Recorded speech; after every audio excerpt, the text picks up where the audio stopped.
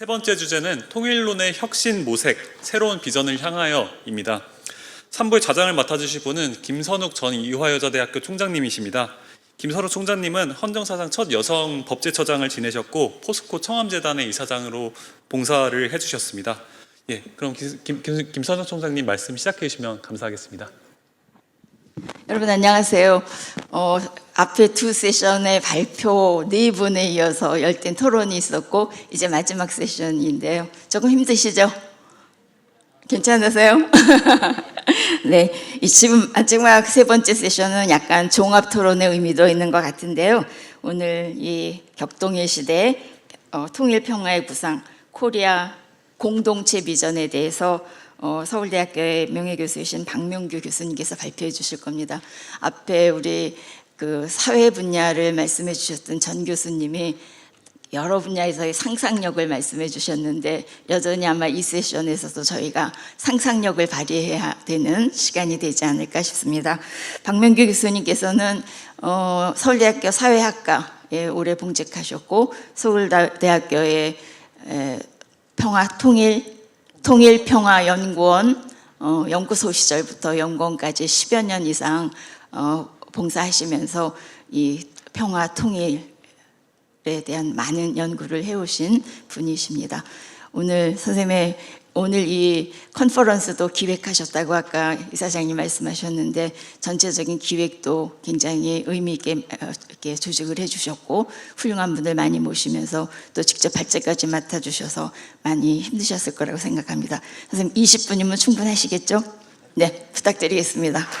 네, 소개받은 박명규입니다. 앞에 두 세션에서 굉장히 밀도 있고 체계적인 발표와 토론을 들으셨을 텐데 이 세 번째 세션은 모두가 같이 앞으로 어떤 생각으로 빈 틈을 채울까를 같이 고민하면서 모색하는 그런 시간이 되었으면 하는 마음입니다.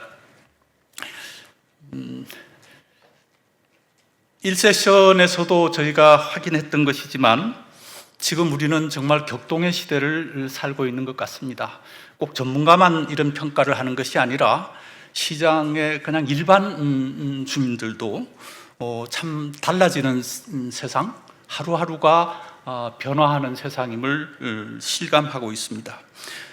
국제적인 상황은 말할 것도 없고 그것이 동북아에 미치는 여러 가지 영향도 느껴지고 더구나 북한의 새로운 변화가 한반도에 주는 충격은 지금 대단히 큽니다. 어떤 면에서 보면 우리 한국 사회가 지금 주가 8천을 넘는 데서 오는 약간의 착시도 생길 정도로 어떤 엄중함과 또 아주 그 역동성이 공존하는 이런 시기를 맞고 있습니다. 저는 한반도 질서를 뒤흔드는 심대한 도전이 쓰나미처럼 몰려오고 있는 국면이라는 생각을 지우기가 좀 어렵습니다. 국제정치적으로 보면 여러 가지 얘기를 할 수 있겠습니다만은 이 격동을 한반도의 관점에서 남북관계를 중심으로 보면 무엇이라고 말할 수 있을까? 저는 한마디로 기본합의서 체제의 파탄이라고 얘기할 수 있다고 생각합니다. 많은 전문가들께서 아시다시피 탈냉전 30년 동안 남북관계는 기본적으로 이 기본합의서 체제라고 부를 수 있는 어떤 프레임 위에서 작동했습니다.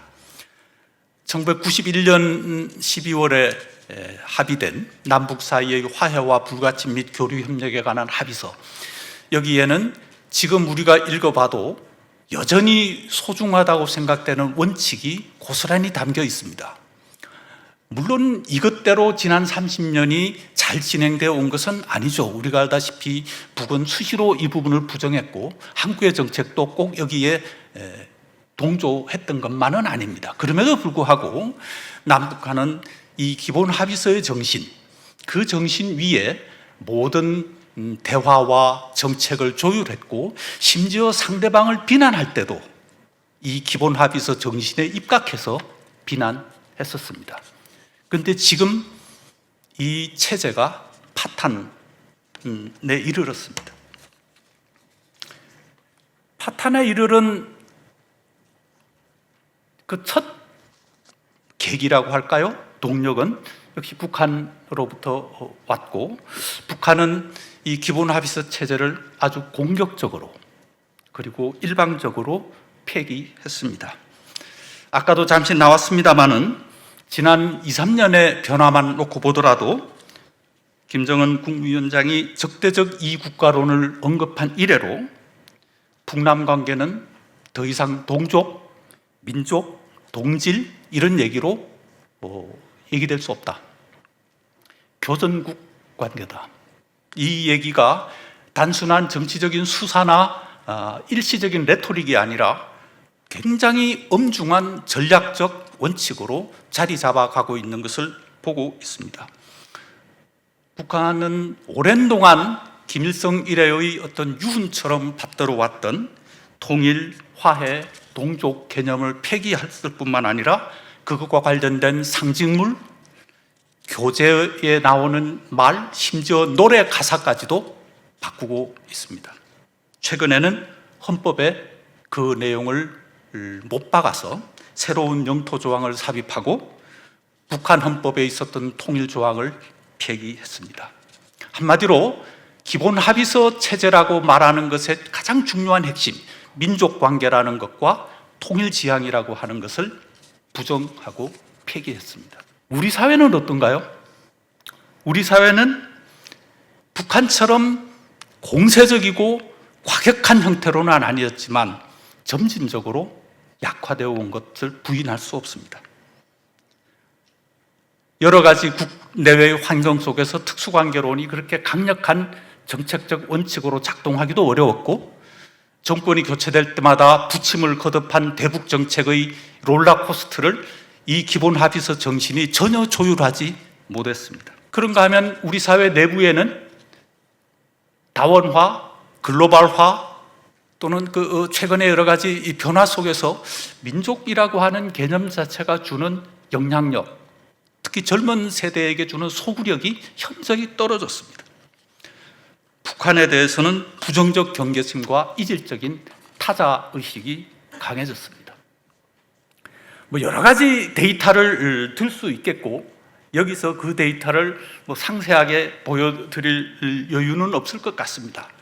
최근에 나온 한두 개의 이 데이터만 놓고 보더라도 북한에 대한 부정적인 인식이 대단히 커지고 있고, 북한은 적대적이고 경계해야 될 대상이라고 하는 생각들이 점점 커지고 있고, 통일이 가능할까, 통일이 필요할까에 대한 부정적인 인식도 점점 높아지고 있는 것이 추세상으로 뚜렷이 나타나고 있는 것이죠.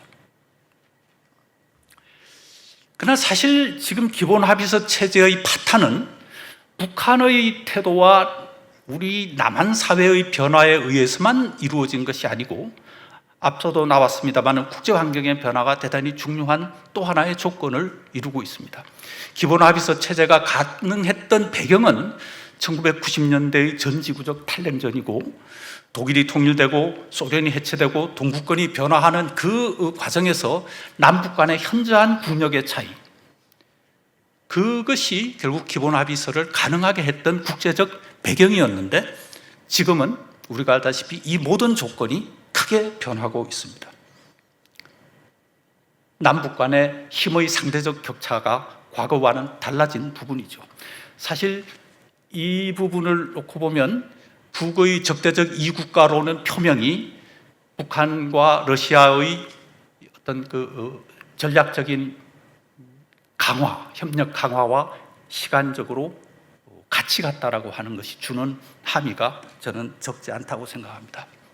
그래서 저는 작년이 광복 80주년이어서 광복 80주년은 어쩔 수 없이 민족 서사가 나올 수밖에 없는 역사적인 사건입니다. 식민지로부터 해방된 한국, 이 한반도가 이것을 어떻게 해석하는가, 이게 대단히 중요한 사건이기 때문에 남북으로부터 그 메시지가 어떻게 나올까, 사실 좀 주의 깊게 봤었는데 너무나도 성격이 다른 이 파탄을 고스란히 보여줬죠.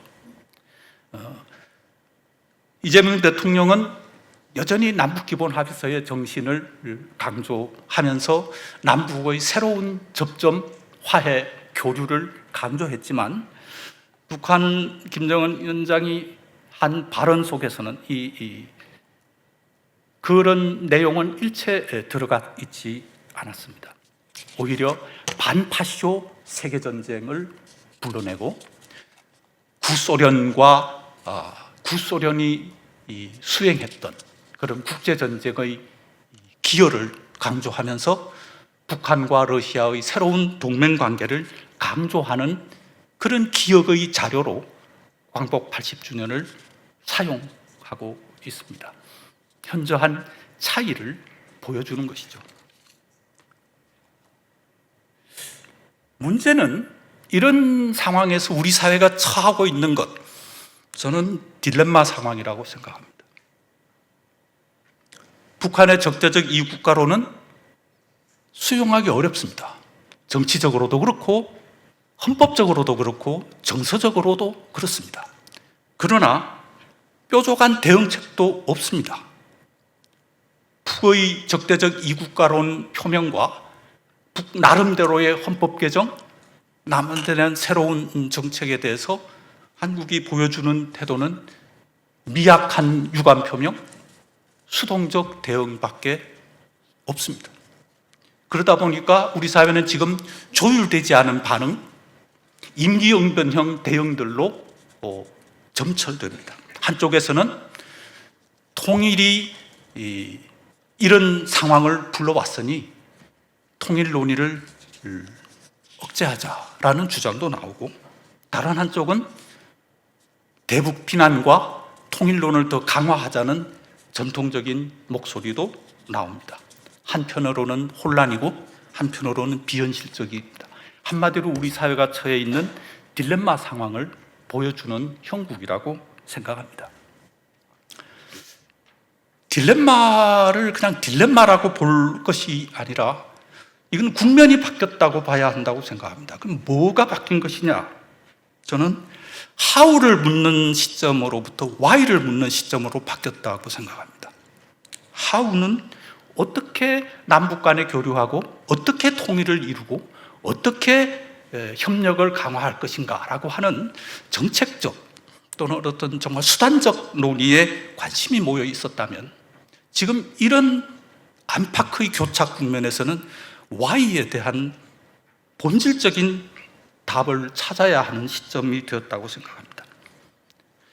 그러려면 당연시 해왔던 새 질문에 대해서 아주 진지한 이 논리가 필요하다고 생각합니다. 여전히 통일은 추구할 목표인가?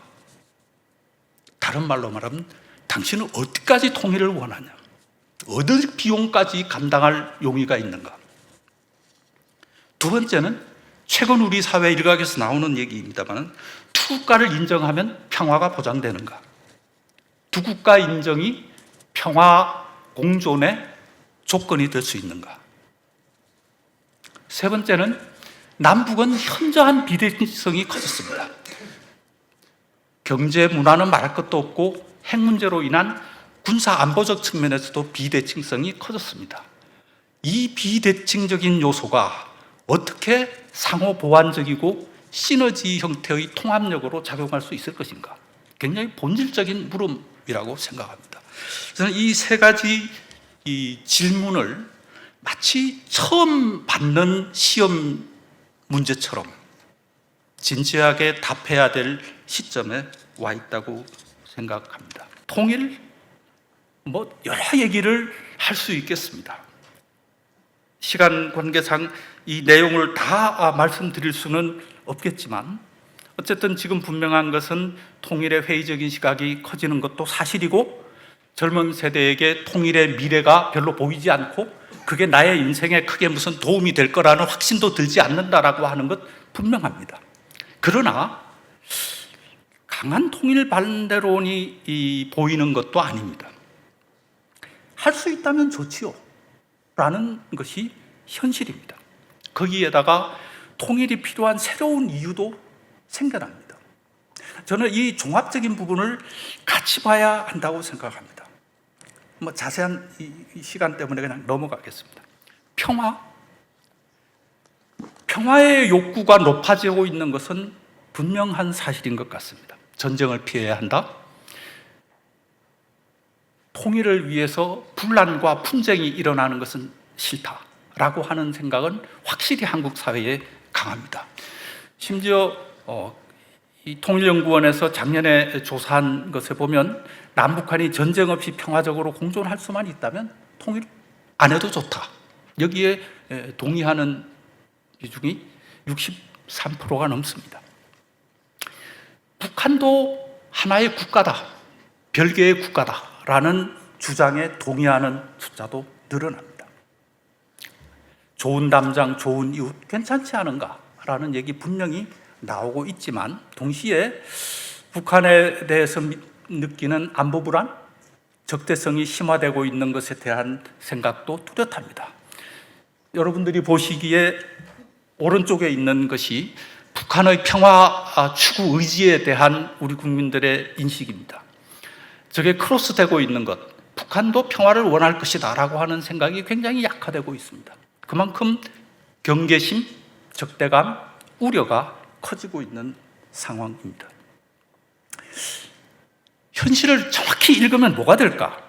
통일 의지는 약화되지만 그건 통일 반대라기보다는 낡은 통일 방안에 대한 반대라고 생각합니다.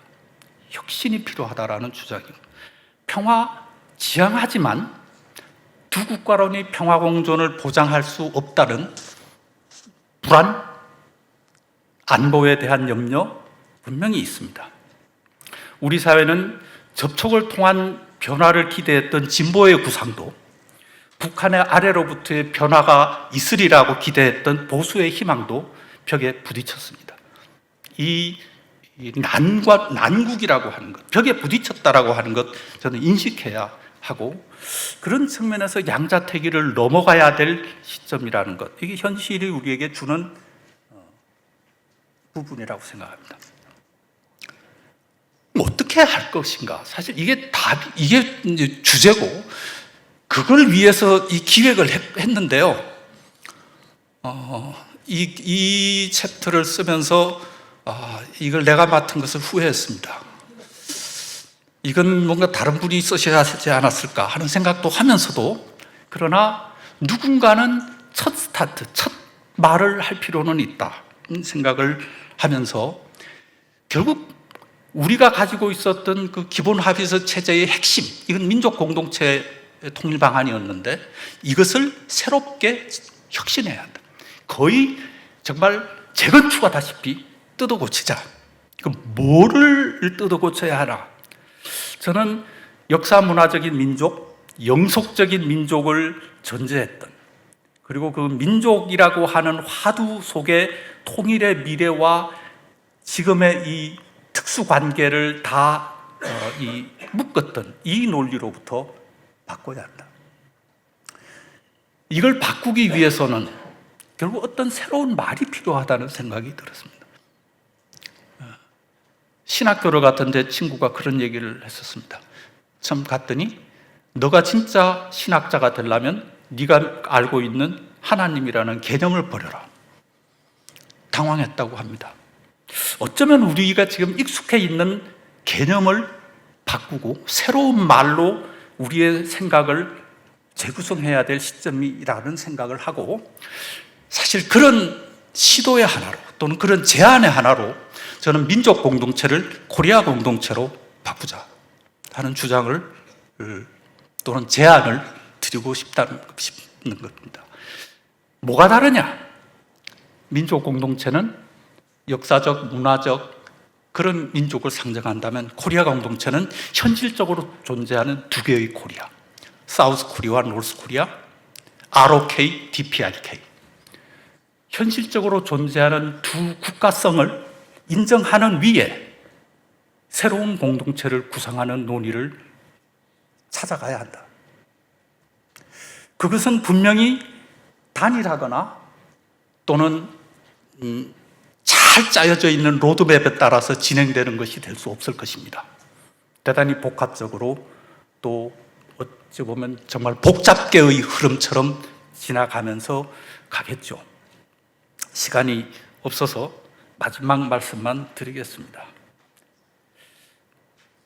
통일, 평화, 번영 한데 묶으면서 민족 공동체 통일 방안의 기조를 개성하되 그 한계를 뛰어넘고 두 국가론이 가지는 오류, 위험을 피하면서 우리 사회가 가지고 있는 발전 동력 또는 융복합적인 에너지를 포용하는 그 새로운 비전, 새로운 전망을 찾기 위해서 아직까지는 다듬어야 하고 내용을 채워야 하지만 어떤 가능한 상상태 또는 가능한 전망, 유토피스틱스라고 부를 수 있는 그런 것으로서 코리아 공동체를 꿈꾸자. 민족 공동체를 코리아 공동체로 바꾸는 작업으로부터 이 꽉 막힌 상황을 벗어나는 새로운 출구가 찾아질 수 있기를 기대하는 마음으로 이 발제를 드립니다. 감사합니다.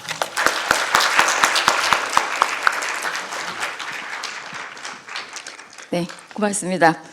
지정학적인 국제 질서 변화 그리고 또 북한의 변화 거기에 대응하는 우리의 변화에 대해서 새로운 미래를 꿈꾸는 좋은 발제를 해주셨다고 생각합니다. 이름하여 코리아 공동체를 제안해 주셨고요. 통일, 평화, 번영을 이룰 수 있는 혁신적인 구상이라고 생각됩니다. 평화 구상과 통일 지향을 새롭게 연결시킬 수 있는 혁신적인 지혜가 매우 필요한 이런 구상을 해주셨는데요. 이제 네 분의 토론을 통해서 조금 더 구체화하는 작업을 해보도록 하겠습니다. 오늘 토론 네 분은 전 한국세계지역학회 회장도 하셨고 한반도 평화만들기재단의 한반도 포럼 위원장을 역임하셨고 통일연구원의 선임연구위원으로 계셨던 박용호 연구위원님, 그리고 이화여자대학교 지금 명예교수로 계신데 이화여자대학교 대학원 북한학과에서 오랫동안 북한학 연구하시고 제자들을 키우셨고 또 이화여자대학교 통일학연구원 원장을 역임하셨고 국가안보전략연구원 원장을 하시면서 북한에 대해서 또 통일 문제에 대해서 많은 연구를 해오신 교수님이십니다. 그리고 또 한 분은 통일연구원의 선임연구위원을 하셨고 민주평화통일자문회의 상임위원을 역임하셨습니다. 또 서울대 통일평화연구원의 교수님으로서 많은 연구를 하셨던 김병로 교수님, 어디 계시죠? 네, 김병로 교수님 모시겠습니다. 그리고 끝으로 연세대학교 통일연구원의 전문연구위원으로 계시는 유경아 정치학 박사님, 이렇게 네 분이 지금 주제 발표에 대한 토론들을 해주실 텐데요. 시간을 조금 생각하시면서 하실 말씀 많겠지만 부탁드리고요. 네 분의 토론에 이어서 또 우리 발제해 주신 박민규 교수님의 마무리 말씀까지도 듣기로 하겠습니다. 그럼 순서는 박용호 전문위원 연구위원님께서 먼저 시작해 주시기 바랍니다. 네, 감사합니다. 먼저 통일과 나눔이 어제 매우 중대한 주제를 놓고 요즘 우리 사회에서 통일에 대한 여러분이 기왕에 다 말씀하셨습니다만은 통일에 대한 생각이 많이 약화되고 있다 염려를 하셨는데 굉장히 중요한 사안에 대해서 이렇게 회의를 하게 되고 또 그것을 우선 축하드리고 그 회의 자리에 저도 참석을 해서 제 의견을 개진하게 돼서 매우 기쁘게 생각을 합니다. 사실 앞서 1세션, 2세션 그 주제 발표랑 토론을 들으면서 요즘 우리 사회에서 통일에 대한 논의 그리고 통일과 평화에 대한 논의가 마치 상호 배타적인 것처럼 통일을 얘기하면 완전히 이 현재의 상황에서는 안 될 것처럼 이게 비난하는 그런 상황, 또 평화만 얘기하면은 너희는 평화만 얘기하고 통일은 잊어버리는 것 아니냐, 이렇게 극단적인 입장에서 논의가 이루어지는 요즘 우리 사회 현상에서 오늘 이 주제는 정말로 우리에게 필요한 것이 아닌가 생각을 하고, 앞서 첫 세션에서 박형정 박사님께서 평화 공존이 필요한데 이제 현실 불가능성에 대해서 좀 염려를 해주시고 또 다른 분들도 평화 공존 또 평화 이런 것들을 말씀하셨는데 솔직히 얘기하면 우리가 평화 없고 평화 공존 없고 그런 상태에서 우리가 헌법적 가치인 평화적 통일을 이룰 수가 있겠습니까? 우리 사회 논의를 할 때 그런 문제에 대해서 우리가 솔직하게 인정을 하고 논의를 시작을 해야 되죠. 정책적인 차원에서 뭐 대북 정책적인 차원에서 말씀을 드리면은 북한이라는 그런 체제가 있기 때문에 남한, 뭐 대한민국 자유민주주의 뭐 이런 것들을 뭐 전면적으로 내세우고 강조할 필요는 없지만은 그거를 잊어버려서는 안 되죠. 김영현 교수님께서의 그 남북연합을 통합의 차원에서 좀 어떻게 구현시켜 보는 것이 어떠냐 제안을 하셨는데 그 앞서 평화 공존의 현실 가능성에 대해서도 염려하신 박형준 박사님이나 남북연합을 경제 통합 차원에서 말씀하신 거나 아니면 전우택 교수님께서 말씀하신 그 집단으로서의 인식 공동체 말씀하신 거나 결국 우리 잠재적으로는 북한 체제의 변화를 전제하는 것 아닙니까? 우리가 대한민국 헌법의 가치로서 평화적 통일 그리고 국가 목표로서 통일을 생각한다면은 늘 그것은 전제가 되는 것이죠. 그런데 이제 그런 것을 전략적으로 어떻게 만들어내는가의 문제이지 그동안 우리가 그런 문제에 대해서는 너무 정치적, 정쟁적으로 대해왔다라고 생각을 합니다. 그래서 저는 두 번째 세션에 전우택 교수님 발제를 드리면서 시간과의 싸움 정말 적절한 표현을 해주신 것 같아요. 우리 현 정부까지 민족공동체 통일방안 남북기본합의서가 나온 이후 8번째 대통령입니다.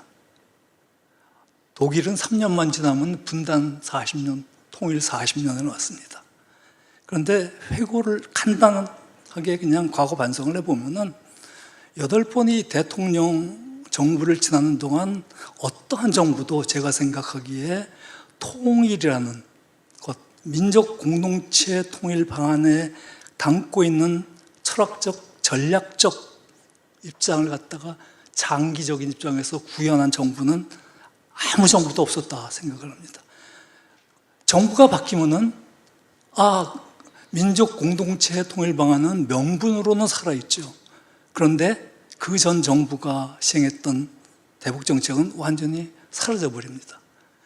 즉 우리의 국가 전략, 통일 전략이라는 것이 5년 임기 정부를 바뀌면서 그래서 5년 임기 정부가 짧기 때문에 뭐 중임을 가능한 게 8년 임기로 바꾸자 이런 주장을 하는데 그거는 순전히 정략적 정쟁적이죠.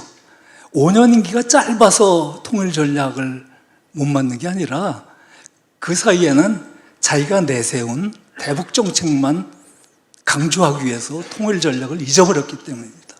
그러한 차원에서 민족 공동체 통일 방안을 새롭게 우리가 좀 재해석하고 재구성하고 국제정치 현실 오늘날의 입장을 반영을 하고 또 남북기본합의서 체제가 파탄된 상황에서 이러한 여러 가지 변수를 고려해서 새로운 비전을 한번 발견하고 제시하고 구체적으로 대안을 마련해 보자라는 박명규 교수님이 인식에 저는 전적으로 동의를 합니다.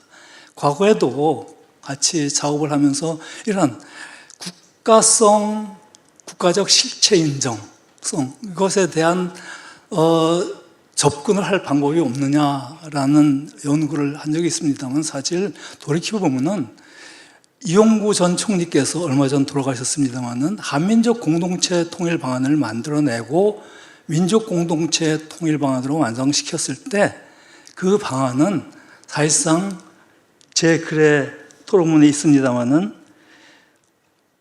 한국판 양국 체제 해결 방안이었습니다. 그것은 북한 조선민주주의인민공화국을 국제법적으로 승인하자는 얘기가 아니었고, 또 민족공동체 통일 방안에서 화해협력 단계, 남북연합 단계, 완전 통일 단계 할 때 그 과정에서 북한이 현실적인 국가성, 국가적 실제성을 인정하면서 어떻게 논의를 좁혀나가는 것이 필요하지 않는가. 그것이 독일이 1972년 12월 달 해본 기본합의서 체제를 벤치마킹한 남북기본합의서였고, 남북기본합의서를 전략적, 철학적으로 좀 추진을 했더라면은 오늘 우리가 아주 다른 남북관계를 만날 수 있었을 텐데 그러지 못해서 유감이고요. 이제 줄이겠습니다. 제가 8분 계산을 못해서.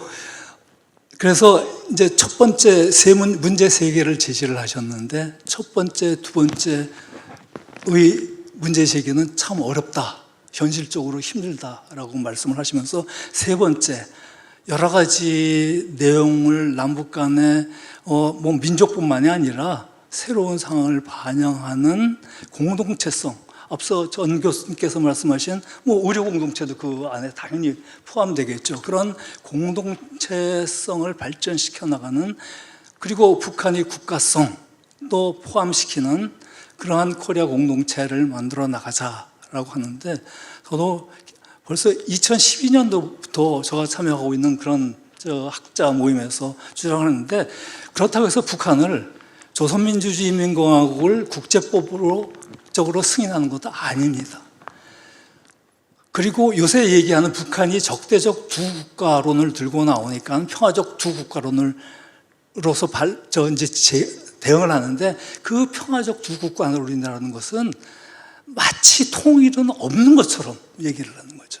그래서는 안 되는 거죠. 대한민국이 헌법같이 헌법 전문 평화적 통일을 무시해서는 안 되는 거죠. 그것이 전제된 평화적 두 국가적 실체 관계, 이런 접근법이라면은 코리아 공동체의 비전을 통해서 구체적인 대안을 찾아가는 길이 열리라고 저는 생각을 합니다. 네, 고맙습니다.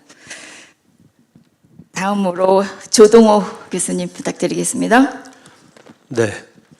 우리 김선욱 총장님은 제가 우리 총장님으로 모셨던 분이고, 항상 총장님은 이렇게 단상 위에 계시고 저는 저 아래에 이렇게 있었는데, 이렇게 같은 연단에 앉아 있으니까 제가 성공한 것 같아가지고 아주 기분이 좋습니다.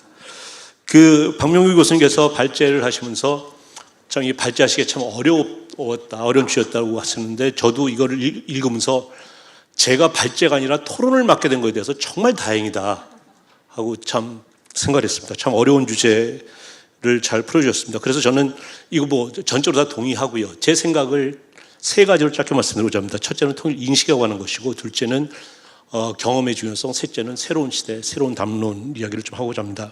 첫 번째, 통일 인식 이야기가 나왔습니다만은, 우리 젊은 세대들이 통일에 관심이 없다고 어른들이 많이 욕하시는데, 다 지적이 나왔습니다만은 모든 세대에서 통일 필요성이 다 떨어지고 있습니다. 통일연구원에서 매년 이 조사를 하고 있는데, 지난 10년간을 보면 통일의 필요성이 모든 세대에서 다 떨어지는데, 제일 많이 떨어진 세대가 어디냐? 60대, 70대, 80대입니다. 참 아이러니하죠. 전문가들 더 그렇습니다. 윤석열 정부가 출범할 때 사회과학 4대 학회가 있습니다. 정치학회, 경제학회, 경영학회, 사회학회. 여기 회원분들은 다 우리나라의 가장 대표적인 교수, 연구원에 계신 박사님들이죠. 숫자 잊어 못습니다만 1,100명한테 물었습니다. 새 정부가 추구해야 될 가장 중요한 국정과제 13가지, 이 중에 어느 걸 생각하느냐? 그 13가지에 통일 문제 없습니다. 이재명 정부가 출범하고 나서 올해 초입니다. KBS였나요? 어디서 국민 상대로 앞으로 올해 우리나라에서 가장 중요한 과제가 뭡니까? 그때도 이상하게 공교롭게 13개 문항을 만들어서 국민을 설문조사했습니다. 거기에 북한 통일 없습니다. 소위 나이 든 세들 더 그렇고요. 전문가들 더 그렇습니다. 2017년 10월 달에 그 노벨상을 탄 한강 작가가 뉴욕타임스에 기고를 합니다.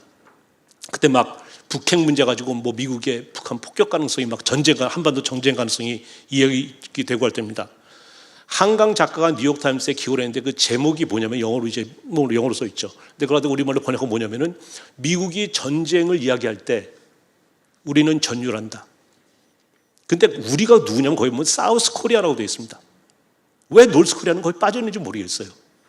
말로는 제가 드릴 수 말씀은 말로는 다 통일 그냥 통일이 중요하다고 다 말하면서 사실은 그 말하는 세대들이 더 통일에 관심이 없어 보인다. 제가 너무 심하게 말씀드리지 못했습니다. 이사장님 죄송합니다. 두 번째 그래서 경험 이야기입니다. 기억하실 겁니다. 2018년 2월 달에 평창 동계올림픽을 할 때 여자 아이스하키 남북 단일팀이 만들어졌습니다. 처음에 단일팀 만들어진다고 그랬을 때 갤럽이 여론조사를 합니다. 이거는 잘한 일이냐 못한 일이냐. 그때 뭐 공정성 10이라고 했던 거 다 기억하실 겁니다. 그때 해보니까 잘못한 일이라는 의견이 높았습니다. 근데 평창 올림픽이 끝나고 나서 2월 말에 다시 똑같은 문항을 조사를 합니다. 잘한 일이었습니까? 못한 일이었습니까? 모든 세대에서 잘한 일이었다는 숫자가 올라갑니다. 특히 젊은 세대에서 제일 많이 올라갔습니다. 평창 올림픽 전에는 28%가 잘한 일이라고 그랬는데 올림픽이 끝나고 나니까 51%가 잘한 일이라고 그랬습니다. 교육의 중요성으로 생각합니다. 마지막으로 그래서 새로운 시대, 새로운 담론에 대한 이야기를 좀 말씀드리고자 합니다. 저는 여태까지 북한 통일 분야에 있으면서 늘 제가 대했던 게 뭐냐면 통일을 위한 교육을 위해서 그동안 해왔던 것 같아요. 이제는 그런 건 아닌 것 같다. 이제는 통일에 대한 교육, 통일에 대해서 알려주는 교육을 해야 될 것 같다. 그래서 통일에 대해서 혹은 그것과 동절의 양면인 평화에 대해서 본인의 관점을 가져야 되고 본인 나름대로 생각을 해야 되고 많은 대안적 관점들을 공부하고 알고 그러면서 그 본인들의 생각을 다져나가야 될 거라고 생각합니다.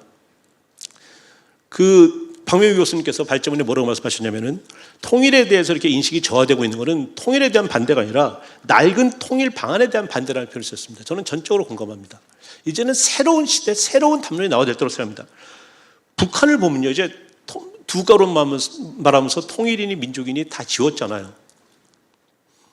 재밌었던 게 작년 2월 달에, 벌써 재작년이네요. 2004년 2월 달에 한국이 쿠바하고 수교를 했습니다. 쿠바하고 수교를 하니까 북한 외무성이 쿠바에다가 항의를 했습니다. 니네 어떻게 이럴 수가 있느냐. 그때 쿠바 외무성이 한 대답이 왜? 니네가 그랬잖아, 두 국가라고. 북한이 할 말이 없었습니다. 그냥 약간 웃자고 말씀드린 건데 아무도 안 웃으시네요. 북한이 이제 젊은 애들한테 민족 통일 안 가르칠 겁니다. 10년 지나고 20년 지나면 걔네들은 통일을 모르는 세대와 우리는 통일 이야기를 해야 될 겁니다.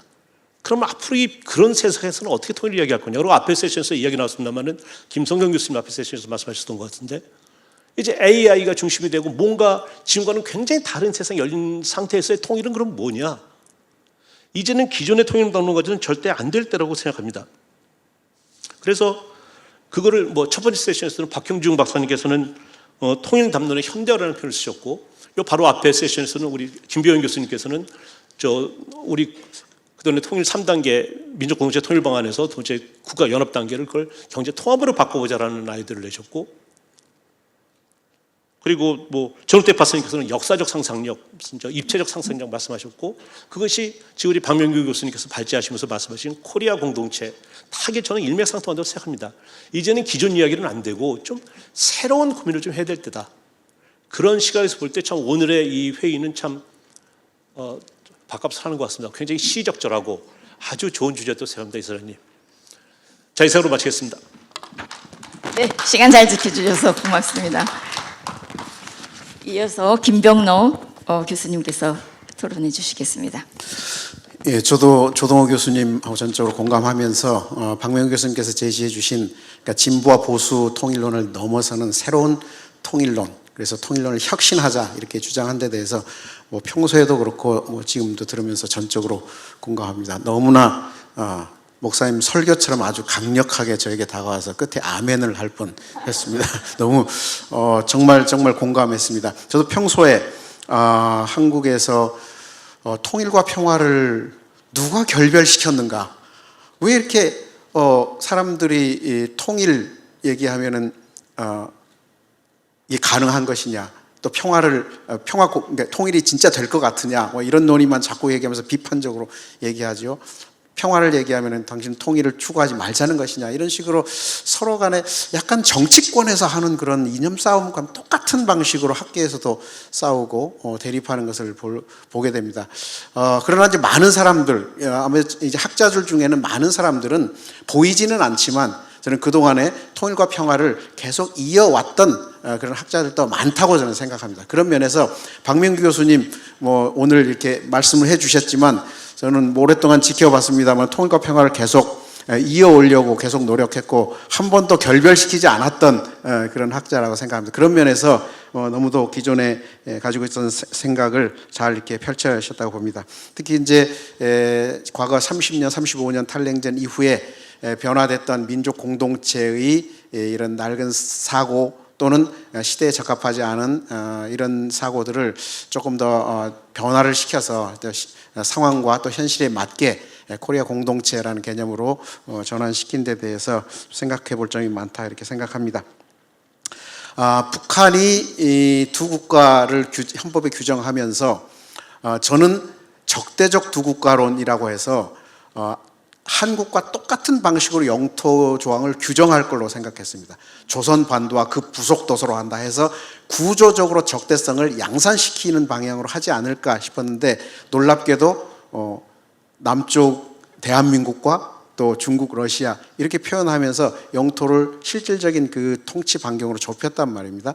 이것은 어찌 보면 적대성을 확대시키지 않았다 이렇게 생각합니다. 그런 면에서 그 두 국가론이라는 것은 이제 헌법적으로 규정을 했음에도 불구하고 뭐 여전히 저는 적대성은 많이 완화됐고 또 두 국가에 대한 어떤 상상력을 발휘해서 통일의 담론들을 만들어낸다면 저는 충분히 가능하다 생각합니다. 그러면서 첫 번째로 제가 제기하고 싶은 것은 박 교수님께서 의도적으로 그렇게 질문은 하시지 않았지만 그 아까 세 가지 질문 가운데 좀 보충해야 될 것이 두 개 국가를 인정하면 통일은 불가능한 것인가? 그렇게 문제 제기를 해보고 싶습니다. 왜냐하면 보수 진영에서 대부분 두 국가 얘기하면은 뭐 통일은 물 건너갔다. 왜냐하면 그것은 바로 과거의 전통적이고 또는 관행적인 어떤 민족적인 사고에 사로잡혀 있기 때문에 그런 거 아닌가. 달라진 현실을 보자면 또 국가성이 강화되어 있고 두 국가를 인정하더라도 인정한 상태에서 실체적으로 존재하는 상태에서 그러면 새로운 통일은 불가능한 것인가? 가능성을 찾아보자. 그러면 뭐 유럽의 국가연합 틀도 있을 테고 여러 방식이 있을 거라고 생각합니다. 그래서 그것을 굳이 뭐 통일이라고 표현은 하든 안 하든 어떤 사람들은 그것을 한반도의 미래 형태, 미래 존재 방식이라고 표현하기도 하고 박 교수님께서 코리아 공동체라고 이렇게 제기해 주셨지만 어쨌든 두 개를 묶을 수 있는 또 통합할 수 있는 어떤 미래에 대한 비전은 분명히 있어야 된다. 그런 점에서 두 국가론을 제기한 이 상황에서도 역시 통일은 가능하다라는 생각을 가질 필요가 있겠다는 생각을 합니다. 두 번째로는 그럼에도 불구하고 두 국가론의 엄중성에 대해서는 우리가 분명히 인지를 할 필요가 있다. 대부분 이제 북한이 두 국가론 얘기하면 그를 의도적으로 정책적으로나 정치적으로 무시하면 두 국가가 존재하지 않는 것으로 또 민족이 존재하는 것으로 그렇게 이해할 수 있는데 저 현실은 전혀 그렇지 않다고 봅니다. 그것은 그만큼 남북 간의 교류가 부족하기 때문에 이런 현상이 나타났다고 생각합니다. 엄연히 남북 간에는 두 국가이면서 두 민족이라고까지 얘기하면 또 비난을 받겠지만 어찌 보면 우리가 북한의 그 역사라든가 민족에 대한 해석들을 쭉 이렇게 70년대부터 이렇게 지금까지 본다면 한국과 조선민족을 완전히 분리해 놨습니다. 뭐 이것을 인정하느냐 마느냐는 두 번째 문제이고 현실이 남과 북에서 어떻게 달라졌는지에 대해서 특히 북한 안에서 이 해석들이 어떻게 달라졌는지에 대한 진지한 이해가 저는 선행이 돼야 한다고 봅니다. 그 바탕 위에서 이 문제를 어떻게 해결해야 될 것인가 라고 접근을 해야지 이게 없는 것처럼 무시한 상태에서 과거의 방식으로 통일을 계속 추구한다고 하면 현실에 전혀 맞지 않다. 그리고 타당하지도 않다. 그런 생각을 합니다. 그래서 뭐 통일이라는 말을 자주 사용하지 않는다는 데 대해서 오는 굉장히 부담감 이런 걸 좀 떨쳐버려야 될 것 같아요.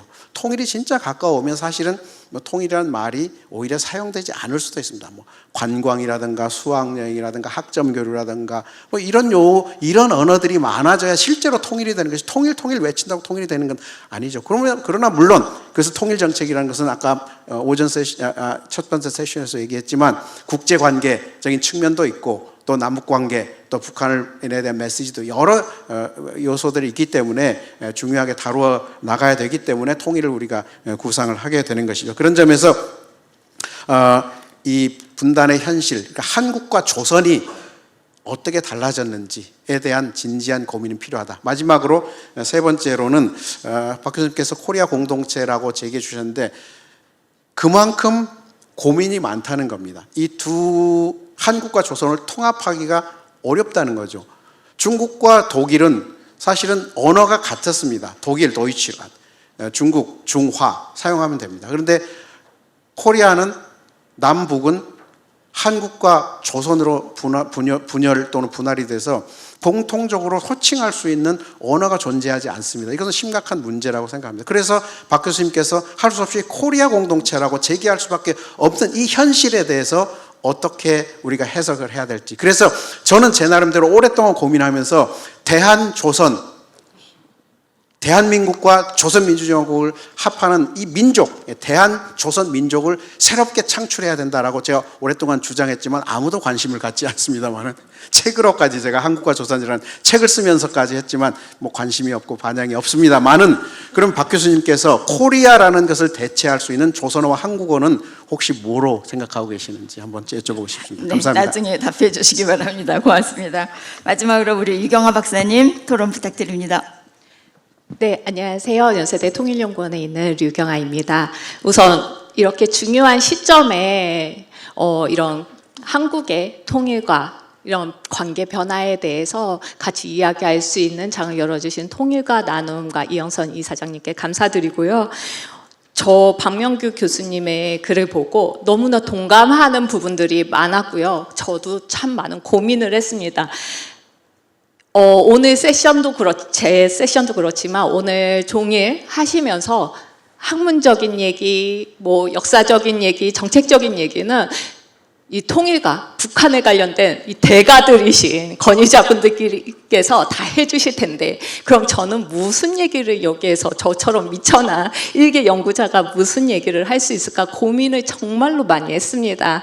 그렇지만 통일과 나눔에서 그렇다면 청년의 생각, 청년의 이야기를 해보면 어떻겠냐고 제안을 해주셔서 그런 거시적인 제도나 정치적인 언어 뒤에 남겨진 청년 세대의 이야기를 함께 나누면서 논의를 보태고자 하겠습니다. 저도 이제는 청년이 아닙니다. 그렇지만 제가 그래도 계속 오늘도 더 많이 이야기하는 거는 청년들이고 계속 만나면서 일하고 하는 친구들이 전부 다 청년들입니다. 20대, 거의 20대고요. 그래서 그 친구들과 함께 나누었던 얘기 그리고 수업에서 학생들과 나누었던 얘기를 한번 같이 이야기해보고 싶습니다. 지금의 청년 세대는 K문화 정체성에 대한 자부심 속에서 다문화 세계 시민의 자세를 배우고 그렇게 자라왔습니다. 민족보다는 실용이 더 강하게 작동하고요.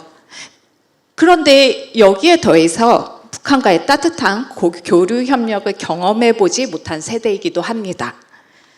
이들의 기억 속에는 이 기억 속에 각인된 북한은 핵 위협, 남북 공동연락사무소 폭파, 오물풍선, 살포와 같은 적대적 도발의 주체일 뿐입니다. 그리고 미디어를 통해 접한 북한의 모습 또한 심각한 저개발이나 정치범 수용소가 공존하면서도 독재자에게 맹목적으로 충성하는 이해할 수 없는 이상한 국가에 가깝습니다.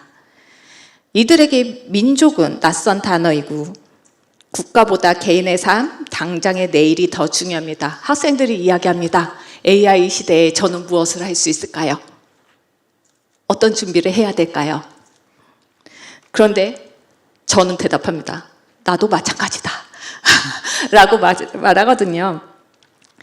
그래서 그렇기 때문에 그들이 생각하는 통일에 있어서 중요한 점은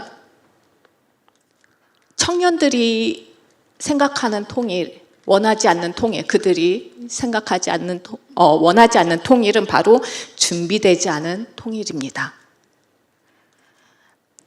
흥미로운 점은 청년 세대가 북한을 타자로 인식하면서도 북한이라는 공간과 그곳의 사람들에 향한 시선에 완전히 닿지 않았다는 점인데요. 최근 학생들에게 북한과 통일이 되면 무엇을 하고 싶습니까? 하면은 물어보면은 관광도 하고 싶다, 쿠킹 클래스도 가고 싶다, PTSD 연구도 하고 싶다, 많은 이야기를 합니다. 이거는 위무로서 통일에 동원될 것인가가 아니라 자신의 관심사가 한반도라는 장에서 어떻게 확장될 수 있을까라는 고민이라고 저는 생각합니다. 사실 그들이 생각하는 그런 관계는 꼭 통일이 아니어도 두 국가여도 가능합니다. 그렇기 때문에 우리가 기존의 통일이 국가 중심성에서 벗어나서 사람을 향한 공동체 구상이 더 필요할 때라고 생각합니다. 수업에서 물어보면은 통일에 관심을 특별히 가지지 않은 청년들은 북한민이랑 대화해 보거나 친구로서 만난 경험조차 거의 없습니다. 그렇기 때문에 사람으로 만나본 경험이 적기 때문에 그런 북한 체제만 남았고, 그렇기 때문에 적대로 한정된 경험이 우리 안에 대립과 반목을 키워오고 함께할 수 없는 관계로 규정하도록 만든 건 아닌지 그렇게 고민해 봅니다. 그렇기 때문에 비대칭성과 이질성을 굳이 하나의 코리아라는 통합체로 나아가야 하는가라는 거에 대해서 전 세대가 아니면 청년이 왜라는 의문을 품게 될 것입니다. 그렇기 때문에 우리는 한국 사회의 새로운 그런 한반도를 위한 사회적 대화가 필요한 시점이라고 생각하기도 합니다. 기존의 통일을 어떤 정치적인 관계에서 내세웠기 때문에 남북 간 관계성을 한정짓고 그런 한반도의 적대성을 공고하는 역설적인 결과를 낳지 않았나 합니다. 그렇지만 지금은 무엇보다 한반도의 평화와 안정을 유지하기 위한 관계를 우선 만들어야 합니다. 지금은 모든 관계가 끊겼기 때문입니다. 그런 관계, 사람에 대한 관계가 먼저 우선이 되고 그런 어떻게 보면 인내와 헌신 속에서 또 기다려주는 그 자세 속에서 우리 사회가 함께 남북관계에서의 그런 인내와 헌신을 가지고 기다려주면서 만남을 신뢰를 쌓아가는 것이 우선되어야 한다고 생각합니다. 저는 독일에 있으면서 얼마나 그런 통일에서 차이가 나는 경우가 어떤 결과를 가져오는지도 함께 보았고요. 구구가 어떻게 성장하는지도 목격을 했습니다. 그렇기 때문에 준비되지 않은 통일은 더 어려울 것 같습니다. 그렇기 때문에 박명규 교수님께서 말씀하신 그런 통일을 위한 어떻게 보면은 통일을 전제하지 않은 그런 또 변화를 전제하지 않은 관계의 확대 그리고 코리아 공동체로서의 통합까지 함께 고려할 수 있는 그런 신뢰를 쌓을 수 있는 긴 기다림과 함께 교류의 장이 사람과의 사람으로서의 만남이 더 중요한 때가 아닌가라는 생각이 듭니다. 그래서 박명규 교수님과 여러 토론자분들께서 너무 좋은 말씀을 해주시고 고민을 함께 해주시도록 여기에 자리를 마련해 주셔서 감사하다는 말씀 남기고 싶습니다. 감사합니다. 네, 박사님 고맙습니다. 우리 박명규 원장님의 발제에 대해서 네 분의 토론이 있었는데요. 저희가 지금 시간표가 안 나오네요. 박명규 교수님께서 먼저 우리 네 분 발표 토론자들의 질문 몇 가지 그리고 또 보충적인 의견들에 대해서 먼저 시간을 드리겠습니다. 말씀해 주십시오. 네. 네, 감사합니다. 네 분 코멘트 정말 감사합니다. 사실은 네 분 코멘트가 제 발제보다도 더 풍부해서 이걸 모으면은 오늘 결론이 잘 이루어지기를 기대를 했고, 설사 그게 안 되더라도 되게 센 비판들을 해주셔서 이 아이디어가 더 풍부하게 발전될 수 있기를 기대를 했는데 보태주신 것은 많은데 아픈 비판은 상대적으로 적게 해주신 것 같아요. 감사하긴 한데 앞으로의 발전을 위해서는 더 많은 아픈 지적들이 있어야 이 논의가 더 진전될 수 있지 않을까 싶긴 합니다. 어쨌든 감사드리면서 박영호 박사님이 전체적으로 말씀하신 것 중에 이용구 전 총리께서 말씀하셨던 남북기본합의서 초기에 구상하고 했을 때 염두에 두었던 것이 일종의 한국판 양국체제였다. 이 말에는 사실 지금 관점에서 보면 이중적인 함의가 있는 것 같습니다. 양국체제라는 것에 방점을 찍느냐, 한국판이라는 것에 방점을 찍느냐에 따라서 다른 부분은 있다고 봅니다. 다만 그것이 기본 합의서 상에 통일을 지향하는 과정에서 형성된 잠정적 특수관계라는 표현으로 나타났고, 그것만으로도 뭔가가 미덥지 않으니까 앞에 하나를 더 붙였어요. 나라와 나라 사이의 관계가 아닌. 사실 이것은 어찌 보면 좀 리던던트한, 굳이 그렇게 붙였어야 하나 하는 생각이 들지만 당시에 고민을 담은 표현이었다고 생각합니다. 쌍방의 어떤 그 독자성을 인정하는, 그래서 이용구 총리의 표현을 빌면 한국판 양국체제를 염두에 두면서도 그러나 이것이 통상적으로 얘기하는 나라와 나라 사이로 보면 안 된다라고 하는 그 어떤 사이길을 가려고 하는 고민의 흔적이었다고 생각하고, 저는 그 고민의 어떤 그 진정성 또는 그 고민이 가지는 중요성은 지금도 유효하다는 생각을 합니다. 지금의 상황의 변화에 따라서 우리가 국가성을 더 고려하고 남북관계를 단순한 특수관계라고 하는 또는 민족 내적 관계라고 하는 말로 두리뭉실하게 넘어가는 것으로는 더 이상 안 되는, 대단히 때로는 국제법적인 형태의 조약 형식으로 조율해야 될 필요성이 더 커지기도 했고, 상당한 부분의 국가성을 인정해야 되는 부분도 생겨난 이 부분을 수용하면서도 이것이 통상적으로 오늘날 그냥 A라는 국가, B라는 국가 사이의 관계가 아니라고 하는 부분, 이 부분을 어떻게 우리가 찾아낼 것인가. 저는 이 부분에 많은 학자 전문가들의 지혜가 모아져야 한다고 생각을 합니다. 코리아 공동체라고 하는 화두가 그런 어떤 가능성의 어떤 플랫폼이 될 수 있지 않을까 하는 것이 저의 좀 아이디어이기는 합니다만, 앞으로 그런 발전의 가능성이 있었으면 하는 기대를 갖습니다. 조동호 교수님 역시 아주 아프게 지적해 주시기를 기대를 했는데 되게 봐주셨어요. 인식과 경험과 담론 속에서 어떻게 이런 부분을 만들어 갈 것인가. 조동호 교수님이 생각해 오셨던 그런 그 생각과 고려를 충분히 저도 같이 고민하면서 이 부분을 앞으로 발전시켜 나가야 할 거라고 생각합니다. 유경아 박사님이 지적하신 것과 같이 묶어서 젊은 세대들이 얘기하고 있는 그 인식의 문제, 이 부분을 잠깐 말씀드리면, 저는 이 통일의식이라든지 민족감정이 옅어지는 것 자체는 반드시 부정적으로만 볼 수 없는 부분이 있다는 생각이 합니다. 저희 사회학 안에서 이 스트롱 타이즈보다 위크 타이가 더 파워풀하다라고 하는 명제가 있습니다. 너무 정서적으로 끈적끈적한 친척 사이가 별로 안 좋습니다. 때로는 적절한 거리, 이 쿨한 관계가 여러 가지 부분에서 서로 도움이 되는 형태를 저희는 보기도 하고, 그게 물론 전혀 관계없는 남남이 되어서는 안 되겠지만, 저는 이 우리의 인식에서 나타나는 어떤 이 감정과 정서 또는 그 집요함의 그 정도가 옅어지는 것이 반드시 통일과 통합, 평화의 맥락에서 보면 부정적일 수만은 없다는 생각도 하기 때문에 그런 그 위크니스를 어떻게 파워로 연결시킬 것인가에 대한 지혜를 찾아야 할 것 같습니다.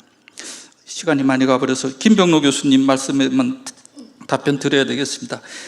코리아라는 말을 우리말로는 뭘로 생각하냐 이렇게 말씀하신 건데 저는 굳이 우리말로 번역해야 될 필요가 없지 않나라는 생각을 좀 합니다.